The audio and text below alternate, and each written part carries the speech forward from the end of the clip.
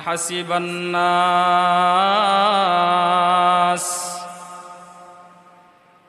আইয়ুতরাকু আইয়াকুলু আমান্না ওয়া হুম লা ইফতানুন।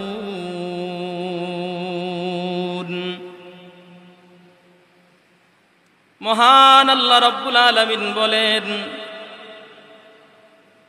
মানুষেরা কি মনে করে, লোকেরা কি মনে করে যে তারা বলবে আমরা ঈমান এনেছি, আর তাদেরকে এই কথা বলার কারণে পরীক্ষা ব্যতীত ছেড়ে দেওয়া হবে। আল্লাহ তাআলা বলেন, মুমিন বান্দা বান্দি যারা আছে, ঈমানের দাবিদার যারা আছে, এর পরিবর্তিতে আল্লাহর পরীক্ষাও আছে। এটা আল্লাহ তাআলার কথা। যেইভাবে দুনিয়ার মধ্যে ছাত্ররা পরীক্ষা দিতে হয়, মাদ্রাসা হোক, স্কুল হোক, কলেজ, ইউনিভার্সিটি হোক, প্রত্যেকটা জায়গায় ছাত্ররা পরীক্ষা দিতে হয়, ঠিক তেমনি ভাবে মহান আল্লাহ রাব্বুল আলামিন তার বান্দাদেরকে পরীক্ষা করবেন। এই কথা আল্লাহ বলেছেন। আল্লাহ বলেন পরীক্ষা করা হবে।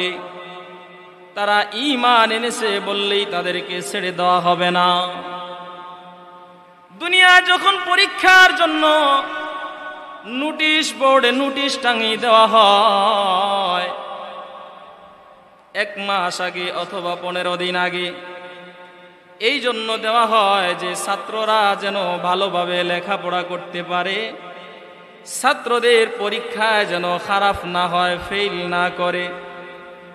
এজন্যই পরীক্ষার নোটিশ দেওয়া হয়, নোটিশ বোর্ড লাগানো হয় 1 মাস পূর্বেই। কোন শিক্ষক চায় না তার ছাত্র ফেল করুক, কোন টিচার চায় না তার স্টুডেন্ট ফেল করুক। এজন্য সবাই যার যার জন্য পরীক্ষার নোটিশ দিয়া দেয়। নোটিশ পাওয়ার পরে ছাত্ররা ওই শিক্ষকের কাছে যায়, গিয়া বলে যে উস্তাদজি, হুজুর, কিতাবটা অনেক বড়, পরীক্ষা সহজ করার জন্য কিছু দাগায়া দেন, শর্ট করে দেন। যায় কি যায় না? যায়। সহজ করার জন্য, শর্ট করার জন্য যায়। তো শিক্ষক কিছু সাজেশন দিয়া দেন, শর্ট করে দেন যে এগুলা পড়বা, এর ভিতরেই আসবে ইনশাআল্লাহ। তো আল্লাহ রাব্বুল আলামিন তার বান্দাদের প্রতি কেমন দয়ালু, কেমন মায়ার। মুফাসসিরিনে কেরাম বলেন, দুনিয়াতে একজন মানুষের জন্য সবচাইতে মায়ার হলেন তার মা। তার মায়ের চাইতে সন্তানের প্রতি মায়া দুনিয়াতে আর কারো হয় না। ওই মায়ের চাইতে 100 কোটি গুণ বেশি দয়ালু আমার আপনার রব মহান আল্লাহ রাব্বুল আলামিন। আল্লাহ তাআলা বলেন, ইন্নাল্লাহা বিন-নাসি লারাউফুর রহিম। নিশ্চয় আল্লাহ তাআলা তার বান্দাদের প্রতি অত্যন্ত স্নেহশীল এবং পরম দয়ালু। তো আল্লাহ তাআলা তার বান্দাদেরকে দুনিয়ার সবার চাইতে বেশি মহব্বত করেন। ওই আল্লাহ রাব্বুল আলামিন কি তার বান্দাদের পরীক্ষা সহজ করে দিবেন না? আল্লাহ তাআলা অবশ্যই তার বান্দাদের পরীক্ষা সহজ করে দিবেন। যিনি কিনা দুনিয়ায় পাঠাইয়া কবরে যাওয়ার পরে প্রশ্ন কি করা হবে সেটাও বলে দিয়েছেন, উত্তর কি হবে সেটাও জানা। ওই আল্লাহ রাব্বুল আলামিন বলেন পরীক্ষা করা হবে। তো পরীক্ষা কি কি বিষয়ে করা হবে ওইটা কি আল্লাহ বলে দিবেন না? আল্লাহ তাআলা বলেন, ওয়ালানাবলুওয়ান্নাকুম বিশাইইম মিনাল খাউফ।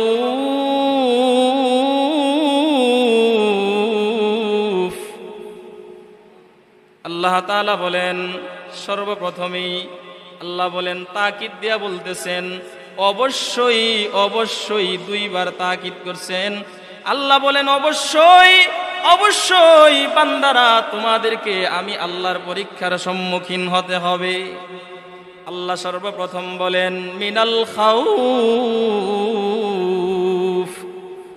আল্লাহ তাআলা তার বান্দাদেরকে ভয় ভীতি দিয়া পরীক্ষা করবেন। 2 নম্বরে আল্লাহ বলেন ওয়াল জু', ক্ষুধার যন্ত্রণা দিয়া আল্লাহ দারিদ্রতা দিয়া পরীক্ষা করবেন। 3 নম্বরে বলেন ওয়া নাকসিম মিনাল আমওয়াল, আল্লাহ বলেন সম্পদের মালের ক্ষতিকরণের মাধ্যমে আল্লাহ তাআলা তার বান্দাদের পরীক্ষা করবেন। 4 নম্বরে আল্লাহ বলেন ওয়াল আনফুস, জানের ক্ষতির মাধ্যমে আল্লাহ তাআলা বান্দার পরীক্ষা করবেন। 5 নম্বরে বলেন ওয়াস সামারাত, আল্লাহ তাআলা বলেন বান্দারে তোমাদের ফল ফসলাদি নষ্ট করার মাধ্যমে, ক্ষতির মাধ্যমে তোমাদেরকে পরীক্ষা করা হবে। এই 5টা বিষয়ে পরীক্ষা নেওয়া হবে। ভয়ের মাধ্যমে, ক্ষুধার তাড়না, দারিদ্রতার মাধ্যমে, মালের ক্ষতির মাধ্যমে, জানের ক্ষতির মাধ্যমে এবং ফসলাদির ফল ফলাদির ক্ষতির মাধ্যমে আল্লাহ তাআলা পরীক্ষা নেবেন। এই 5টা পরীক্ষার সম্মুখীন হবেই হবে বান্দারা। এমন অনেক মানুষ আছে যে এই 5টা পরীক্ষার সম্মুখীন কয়েকবার হয়েছে। অনেক মানুষ আছে, বুজুর্গানে দিন, অনেক বুজুর্গানে দিন আছেন যে এই 5টা পরীক্ষার সম্মুখীন কয়েকবার হয়েছে। তো আল্লাহ রাব্বুল আলামিন বলেন অবশ্যই পরীক্ষা করা হবে। আল্লাহ তাআলা বলেন আল্লাযী খালাকাল মাউতা ওয়াল হায়াতা লিয়াবলুয়াকুম আইয়ুকুম আহসানু আমালা। আল্লাহ তাআলা বলেন আমি আল্লাহ মানুষদেরকে সৃষ্টি করেছি, আমি আল্লাহ হায়াত মওত সৃষ্টি করেছি এজন্যই যে মানুষদেরকে 2টা কাজের জন্য, একটা হলো পরীক্ষা করার জন্য, 2 নাম্বার হলো কে কত বেশি উত্তম আমল করে ওই জিনিসটা দেখার জন্যে। এর থেকে আমরা বুঝতে পারলাম মহান আল্লাহ রাব্বুল আলামিন আমাদেরকে পরীক্ষা করবেন, আমরা পরীক্ষার সম্মুখীন হওয়া লাগবে। আল্লাহ তাআলা বলেন বান্দারে তোকে ভয় দেখিয়ে তোর ঈমানের পরীক্ষা করা হবে। ভয় দেখানোর পরে যদি তুই ধৈর্যের সঙ্গে ওই ভয়টা কুলায় উঠতে পারস তাহলে তুই ফাঁস, আর না হয় এর পরিণতি হবে জাহান্নাম। এ গরীব, ও দরিদ্র ভাই, তোমাকে দারিদ্রতার মাধ্যমে পরীক্ষা করা হবে, ক্ষুধার যন্ত্রণা দিয়ে পরীক্ষা করা হবে। তুমি যদি এই দারিদ্রতা পাওয়ার কারণে তুমি যদি চুরি করো, তুমি যদি ডাকাতি করো, তুমি যদি রাহাজানি করো, তুমি যদি হারাম খাও, আল্লাহ বলেন তোমার পরিণাম হবে জাহান্নাম। আল্লাহ বলেন ও ধনী, ও সম্পদশালী, তোমার ধন, তোমার সম্পদ তোমার জন্য পরীক্ষা। এই সম্পদ পাওয়ার পরে তুমি যদি অহংকারী হয়ে যাও, তুমি যদি এই সম্পদ পাওয়ার পরে তুমি নিজেকে অনেক কিছু মনে করে বসো, তাহলে তোমার পরিণাম হবে জাহান্নাম। আল্লাহ তাআলা লোভের মাধ্যমে পরীক্ষা করবেন, এক একজনকে এক এক বিষয়ে পরীক্ষা করবেন। আল্লাহর নবী সাল্লাল্লাহু আলাইহি ওয়াসাল্লাম বলেন আশাদ্দুন নাসি বালাআন আল আমবিয়া সুম্মাল আমসাল ফাল আমসাল। আল্লাহর নবী বিশ্ব নবী রাহমাতুল লিল আলামিন বলেন দুনিয়ার মধ্যে সবচাইতে কঠিন পরীক্ষার সম্মুখীন, সবচাইতে বেশি পরীক্ষার সম্মুখীন হয়েছেন আম্বিয়ায়ে কেরামগণ, আল্লাহর নবী রাসূলগণ, এরপরে তার সাথীগণ, এরপরে তার সাথীগণ। এভাবেই প্রত্যেক মুমিন বান্দা আল্লাহর পরীক্ষার সম্মুখীন হতে হবে। সবাই আল্লাহর পরীক্ষার সম্মুখীন হতে হবে। তো এইভাবে আল্লাহ তাআলা পরীক্ষা নেবেন, আল্লাহ তাআলা ভয় দেখাইবেন। ভয় মাঝে মধ্যে আল্লাহ তাআলা জমিনের মধ্যে জালজালা সৃষ্টি করেন, ভূমিকম্প সৃষ্টি করেন। এর দ্বারা বান্দাদের ইমানের পরীক্ষা নেন, ভয় দিয়ে আল্লাহ তাআলা ইমানের পরীক্ষা নেন। আল্লাহর নবী সাল্লাল্লাহু আলাইহি ওয়াসাল্লাম এইভাবে সবচাইতে বেশি পরীক্ষার সম্মুখীন হয়েছেন। রাসূল আকরাম সাল্লাল্লাহু আলাইহি ওয়াসাল্লাম যখন দ্বীনের দাওয়াত, তাওহীদের দাওয়াত যখন তিনি প্রকাশ্যে দেওয়া শুরু করছেন, প্রকাশ্যে দাওয়াত দেওয়া শুরু করছেন, তাওহীদের দাওয়াত দিচ্ছেন, ঈমানের দাওয়াত দিচ্ছেন, আল্লাহর নবী সাল্লাল্লাহু আলাইহি ওয়াসাল্লাম মূর্তি পূজকদের বিরুদ্ধে কথা বলতেছেন, শিরিকের বিরুদ্ধে কথা বলতেছেন। মক্কার বেঈমান লিডার গুলার এই কাজ পছন্দ হইল না। মক্কার সমস্ত লিডার দেখলো যে তাদের নেতৃত্ব কর্তন হয়ে যাচ্ছে, তাদের নেতৃত্ব শেষ হয়ে যাচ্ছে। তারা সব লিডাররা একত্রিত হইল, সব লিডার একত্রিত হইয়া পরামর্শে বসলো কি করা যায়, কি করা যায়। মুহাম্মদকে থামানো তো যাইতেছে না, কিভাবে মুহাম্মদকে থামানো যায়? বারবার বারবার আমরা আবু তালিবের কাছে গেলাম। সবাই একত্রিত হইয়া আবার পরামর্শ করলো যে এই শেষবার আমরা আবু তালিবের কাছে যাব, মুহাম্মদের সম্পর্কে বিচার নিয়ে নালিশ নিয়ে যাব, দেখি আবু তালেব কি সিদ্ধান্ত নেন। সবাই একত্রিত হইয়া আল্লাহর নবীর সবচাইতে কাছের মানুষ, আল্লাহর নবীর আপন চাচা আবু তালিবের কাছে সবাই গেল। মক্কার সমস্ত লিডার গিয়া বলল, ও আবু তালেব, আপনি আমাদের মধ্যে বয়সেও সম্মানী, আমাদের মধ্যে নেতৃত্ব আপনি সম্মানী, আপনি আমাদের মধ্যমণি, এজন্য বারবার আপনার কাছে আসতেছি।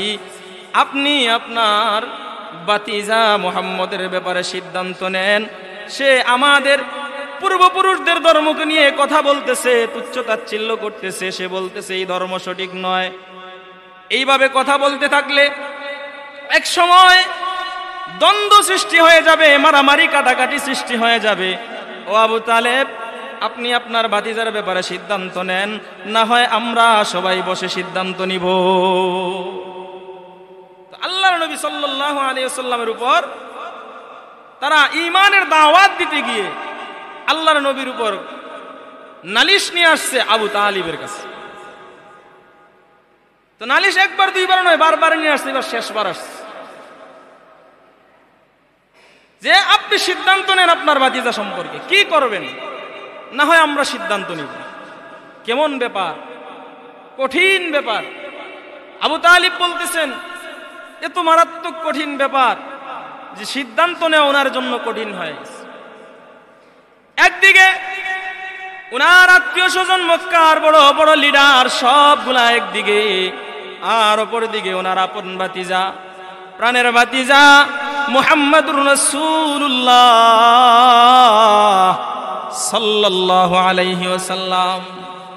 উনি ওনার ভাতিজাকে ডাক দিলেন, ও মুহাম্মদ, ও আমার ভাতিজা শোনো, হয় তুমি আমাকে নিস্তার দাও, না হয় তুমি নিস্তার নাও, আমাকে আর তুমি ভারী বোঝা চাপায়া দিও না, আমার দ্বারা এই বোঝা নেওয়া আর সম্ভব হবে না। আল্লাহর নবী সাল্লাল্লাহু আলাইহি ওয়াসাল্লাম অসহায় হয়ে গেলেন। সর্বশেষ আশ্রয়ের জায়গা চাচা আবু তালিব ছিলেন। আল্লাহর নবী মনে মনে চিন্তা করলেন, আহারে, আমার চাচা আবু তালিবও বুঝি শেষমেশ আমাকে ছেড়ে দিচ্ছেন, আমাকে মক্কার কাফের লিডারদের হাতে হয়তো তুলে দিচ্ছেন।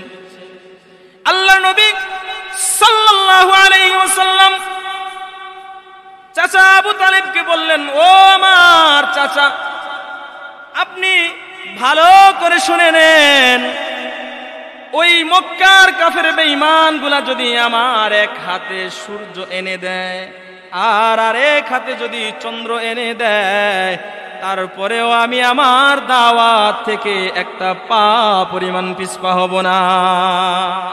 সুবহানাল্লাহ, এক পা পরিমাণ পিছপা হব না। আমি আমার রবের দাওয়াত দিব, আমি আমার একত্ববাদী তার দাওয়াত দেব, তাওহীদের দাওয়াত দেব, ঈমানের দাওয়াত দিব। আমি এর থেকে একটা পা পরিমাণ পিছপা হব না। মায়ার নবী রাহমাতুল লিল আলামিন যখন উনার চাচাকে এই কথাগুলা বলতেছিলেন, আল্লাহর নবীর দুইটা চক্ষু বেয়ে বেয়ে অশ্রু পড়তেছে, পানি পড়তেছে। আবু তালিব যখন দেখলেন উনার বাতিজার চোখ দিয়ে পানি পড়ে, আবু তালিবের মনটা গলে গেল, হৃদয়টা গলে গেল। আবু তালেব বললেন, বাতিজা, ও বাতিজা, তোমার কোনো টেনশনের কারণ নাই, তুমি তোমার দাওয়াতের কাজ চালাইয়া যা।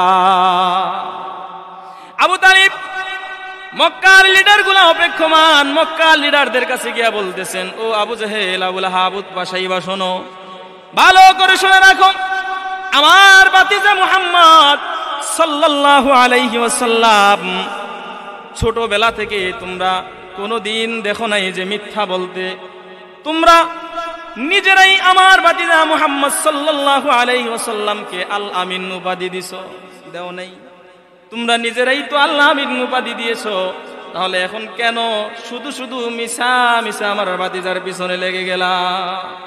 আমার বাতিজা তো সত্যের দাওয়াত দিচ্ছে, আমার বাতিজা যা বলতেছে সব সত্য বলতেছে। এর মক্কার লিডার গুলা শুনিয়া রাখ, আমি আবু তালিব যতদিন বাঁচিয়া থাকবো, আমাকে আমার বাতিজাকে আঘাত করার পূর্বে আমি আবু তালিবের গায়ে আগে আঘাত করতে হবে। সুবহান আল্লাহর নবী সাল্লাল্লাহু আলাইহি ওয়াসাল্লাম উনার উপর কেমন একটা ধাক্কা বিপদের, এটা যদি আমাদের উপরে আসতো, একটা সমাজের সবাই আল্লাহর নবীর বিরুদ্ধে, শুধুমাত্র আল্লাহর নবী একা, আর কেউ নাই, এমন যদি আমাদের সাথে হইতো, আমরা কই থাকতাম? আমাদের ঈমানের অবস্থা কি হইতো? এভাবে আল্লাহ রাব্বুল আলামিন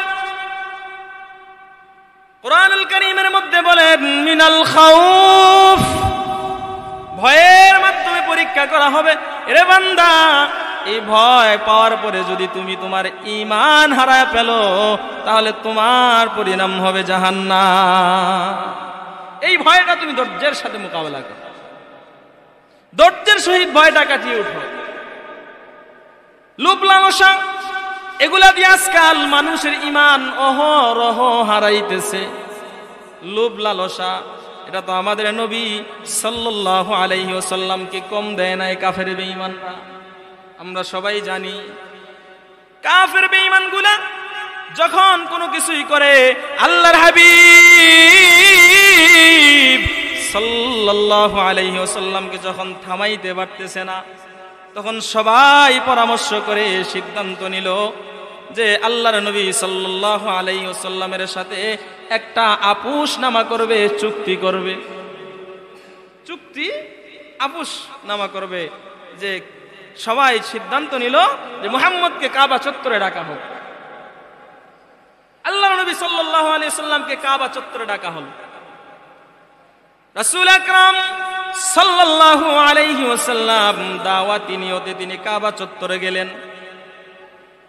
গিয়া তিনি ওই জায়গায় উপস্থিত হওয়ার পরে মক্কার বেঈমানগুলা, তাদের বুদ্ধিজীবী উতবা, ওই সময় মক্কার মধ্যে বড় বুদ্ধিজীবী আছিল উতবা, ওই উতবাকে তারা সবাই আল্লাহর নবীর সঙ্গে আফুসের বিষয়ে কথা বলার জন্য সামনে আগায়া দিল।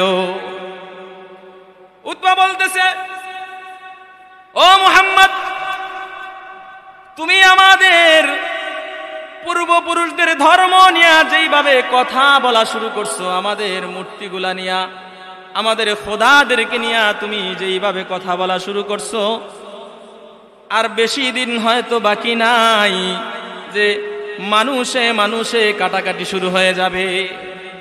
হয়তো অচিরেই এক গোষ্ঠী আরেক গোষ্ঠীর সঙ্গে তরবারি নিয়ে কাটাকাটি সৃষ্টি হয়ে যাবে, যুদ্ধ দামামা বেজে যাবে। ও মুহাম্মদ, আমি তোমাকে কয়েকটা সবার পক্ষ থেকে কয়েকটা প্রস্তাব দেই, তুমি এই প্রস্তাবগুলায় রাজি হয়ে যাও, তাহলে তুমিও লাভবান, আমরাও শান্তিতে থাকবো। আল্লাহর নবী বলেন, কি প্রস্তাব শোনা যাক? আবু লাহাব বলতেছে, উতবা বলতেছে, ও মুহাম্মদ, তোমার যদি সম্পদের লোভ হয়ে থাকে তাহলে মক্কার সবচাইতে ধনী আমরা তোমাকে বানায়া দিব। তোমার যদি নারীর প্রয়োজন হয় তাহলে মক্কার সম্ভ্রান্ত পরিবারের সবচাইতে সুন্দরী রমণী যত নারী থাকে সমস্ত নারীদেরকে তোমার সামনে এনে হাজির করব। 3 নম্বরে বলতেছে, ও মুহাম্মদ, তোমার যদি ক্ষমতার প্রয়োজন হয় তাহলে বলো বলো বলো, ক্ষমতার প্রয়োজন হলে আমরা সবাই তোমাকে আমাদের নেতা বানায় আনিব। আল্লাহর নবীকে 3টা প্রস্তাব দিল। সম্পদ সবচাইতে বড় সম্পদশালী বানাইবে, সবচাইতে সুন্দর সুন্দর রমণীদেরকে আল্লাহর নবীর খেদমতে হাজির করবে। 3 নম্বরে বলতেছে সবচাইতে বড় নেতা বানাইবে আল্লাহর রাসূলকে। এই 3টা প্রস্তাব বর্তমানে যুবকদের চাইতে আর বড় কোনো প্রস্তাব হইতে পারে কি? এর চাইতে বড় কোনো প্রস্তাব হতে পারে না। লাইফ সেটেল করার জন্য এই 3 প্রস্তাবের চাইতে বড় কোনো প্রস্তাব আর হইতে পারে না। একটাই যথেষ্ট হয়, কিন্তু 3টা প্রস্তাব, সম্পদ, নারী, ক্ষমতা। আজকে যদি আমরা এই সম্পদের যদি অথবা এই 3টা বিষয়ে প্রস্তাব পাইতাম, কখন যে ঈমান বিক্রি করতাম। আল্লাহ তাআলা আমাদেরকে হেফাজত করুন। আমরা তো দেখতেছি যে আমাদের ধর্মীয় নেতৃবৃন্দরা পূজা মণ্ডপে গিয়া তারা যেইভাবে কথা বলতেছেন, ঈমানের ক্ষতি করতেছেন, এখনো ক্ষমতার ধারে কাছেও নাই। ক্ষমতায় যাওয়ার সম্ভাবনা আছে, কিন্তু এমন ভাবে কথাবার্তা বলতেছেন, পেজগুল লাগাই দিতেছেন, তাদের ঈমানের ক্ষতি করে ফেলতেছেন। অথচ আল্লাহর হাবিব সাল্লাল্লাহু আলাইহি ওয়াসাল্লামকে তারা 3টা প্রস্তাব দিছে। 3 প্রস্তাবের চাইতে বড় কোনো প্রস্তাব আর কোনো প্রস্তাব এই দুনিয়াতে হইতে পারে না। সম্পদ সবচাইতে বড় ধনী বানায়া দিব, সবচাইতে বড় সম্পদশালী বানায়া দিব। 2 নম্বরে নারী, ওই সময়ের সবচাইতে সুন্দর সুন্দর নারীদেরকে আল্লাহর নবীর খেদমতে হাজির করবে। 3 নম্বরে আল্লাহর নবী সাল্লাল্লাহু আলাইহি ওয়াসাল্লামকে তারা ওই সময়ের সবচাইতে বড় নেতা বানাইবে। আল্লাহর নবী সাল্লাল্লাহু আলাইহি ওয়াসাল্লাম উতবার এই 3 প্রস্তাব বসে বসে নীরবে তিনি শুনলেন।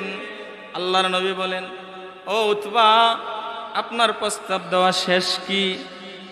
এক শ্বাসে উতবা এই প্রস্তাবগুলা দিছে। উতবা বলতেছে, হ্যাঁ শেষ। তুমি যদি এই প্রস্তাবগুলা মানিয়া নাও তাহলে আমাদের জন্য শান্তি, তোমার জন্য লাভ। আল্লাহর হাবিব সাল্লাল্লাহু আলাইহি ওয়াসাল্লাম বলেন, এ মক্কার লিডারগুলা, তোমরা শুনিয়া রাখো, তোমরা আমাকে যেই প্রস্তাবগুলা দিছো, এই প্রস্তাবের চাইতে আমার কাছে আমার ঈমানের, আমার কাছে আমার তাওহীদের দাম এই দুনিয়া, এই আসমান জমিন সব কিছুর চাইতে বেশি। সুবহানাল্লাহ, সব কিছুর চাইতে বেশি। আল্লাহর নবী সাল্লাল্লাহু আলাইহি ওয়াসাল্লামকে তারা লোভনীয় প্রস্তাব দিচ্ছে। এই লোভনীয় প্রস্তাব আল্লাহ তাআলা বলেন, এ বান্দা, আমি তোমাদেরকে লোভের মাধ্যমে পরীক্ষা করব। লোভ দেখাইব, তোমাদেরকে ক্ষমতার লোভ দেখাইব, সম্পদের লোভ দেখাইব। এই লোভের মাধ্যমে তোর ঈমানের পরীক্ষা নিব। তুই যদি ওই ঈমানের পরীক্ষায় ফেল করিস, পরিণাম হবে জাহান্নাম। এর পরিণাম তোমার হবে জাহান্নাম। এই লোভ অত্যন্ত খারাপ জিনিস। লোভে পড়ে মানুষ ঈমান দেদারসে হারাইতেছে, তার এর কোনো খবরই নাই। তার যে ঈমান চলে যাচ্ছে তার কোনো খবরই নাই। ওই যে আল্লাহর রাসূল সাল্লাল্লাহু আলাইহি ওয়াসাল্লাম বলছেন যে লোকেরা সন্ধ্যাবেলায় ঈমান নিয়ে বের হবে, সকালবেলা ফিরবে ঈমান ছাড়া। আবার সকালবেলা ঈমান নিয়ে বের হবে, সন্ধ্যাবেলা ঈমান হারা হয়ে ঘরে ফিরবে। এই অবস্থা চলতেছে। আল্লাহ রাব্বুল আলামিন বলেন, وَلَنَبْلُوَنَّكُمْ بِشَيْءٍ مِّنَ الْخَوْفِ وَالْجُوعِ وَنَقْصٍ مِّنَ الْأَمْوَالِ وَالْأَنفُسِ وَالثَّمَرَاتِ ওয়া বাশশিরিস সাবিরিন। আল্লাহ 3 নম্বরে বলতেছেন, বান্দারে তোর মালের ক্ষতির মাধ্যমে আমি আল্লাহ তোরে পরীক্ষা করব। তুমি বড় সম্পদশালী, তোমার সম্পদ ধ্বংস করার মাধ্যমে আমি আল্লাহ তোমাকে পরীক্ষা করব। তুমি সবচেয়ে বড় ইন্ডাস্ট্রিয়াল, তোমার ইন্ডাস্ট্রির লোকসানের মাধ্যমে তোমাকে আমি পরীক্ষা করব। তুমি সবচেয়ে বাজারের মধ্যে সবচেয়ে বড় ব্যবসায়ী, তোমাকে আমি আল্লাহ রাব্বুল আলামিন তোমার ব্যবসা লোকসানের মাধ্যমে আমি আল্লাহ পরীক্ষা করব। পরীক্ষায় তোমাকে পড়তেই হবে। তাকিদ দিয়ে বলতেছেন, 2 বার আল্লাহ তাআলা তাকিদ করছেন, তোমাকে অবশ্যই পরীক্ষায় পড়তে হবে। 4 নম্বরে আল্লাহ বলেন, তোমার জানের ক্ষতির বিনিময়ে আমি আল্লাহ তোমাদেরকে পরীক্ষা করব। তোমার সন্তানের মৃত্যুর মাধ্যমে পরীক্ষা করব।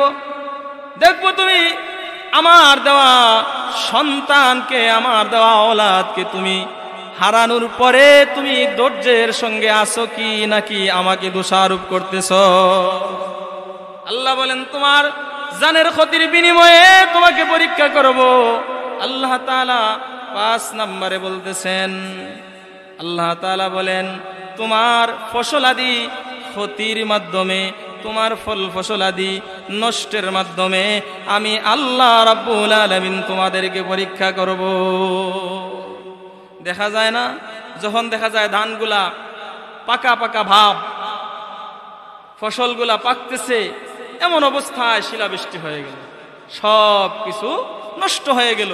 আল্লাহ বলেন, এর মাধ্যমে ও ধানের জমিওয়ালারা, আমি আল্লাহ তোমাদেরকে পরীক্ষা করতে চাই, তোমাদের ঈমানের পরীক্ষা করতে চাই।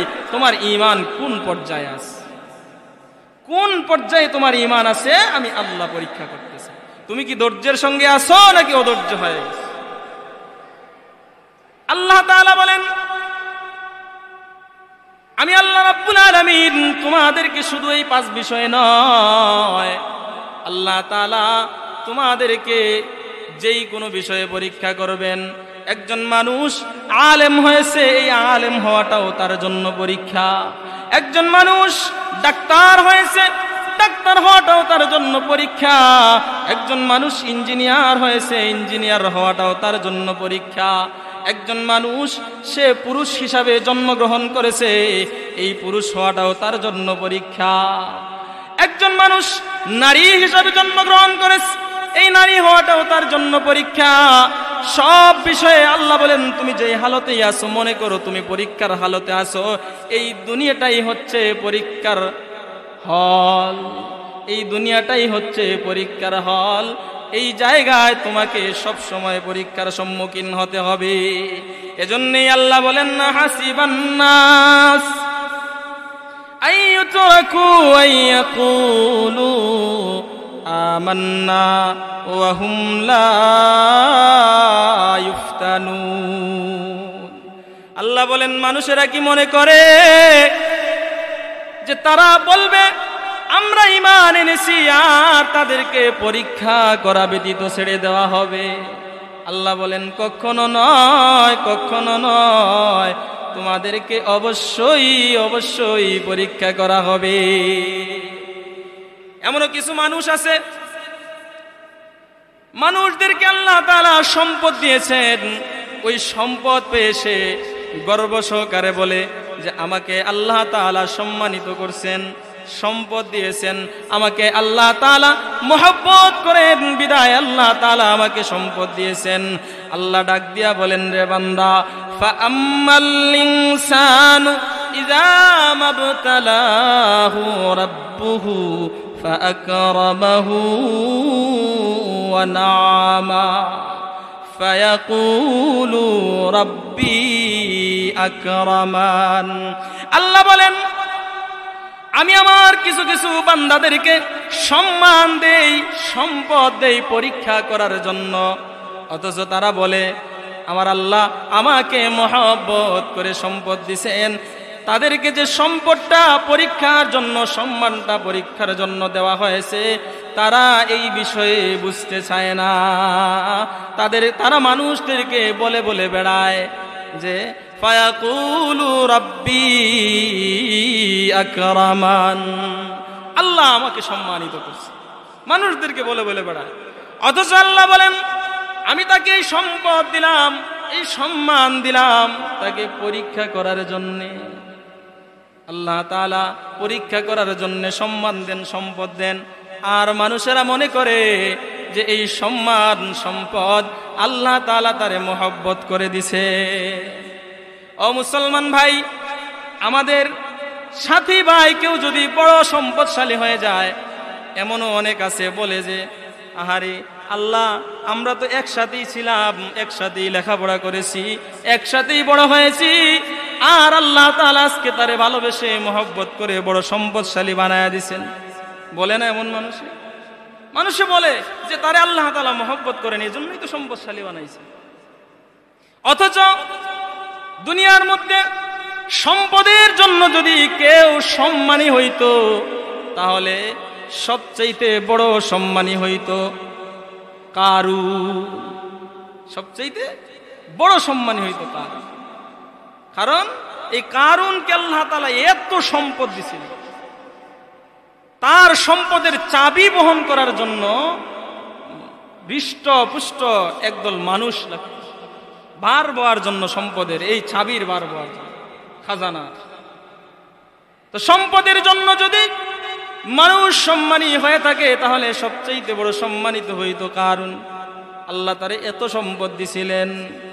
যখন আল্লাহ রাব্বুল আলামিন বললেন, মুসা আলাইহিস সালাতু ওয়াস সালামকে বললেন, ও পয়গম্বর যান কারুনকে গিয়া বলেন আমি আল্লাহ তাকে যেই সম্পদ দিছি ওই সম্পদ থেকে সে যেন আল্লাহর রাস্তায় গরিব এতিম মিসকিনদেরকে দান করে।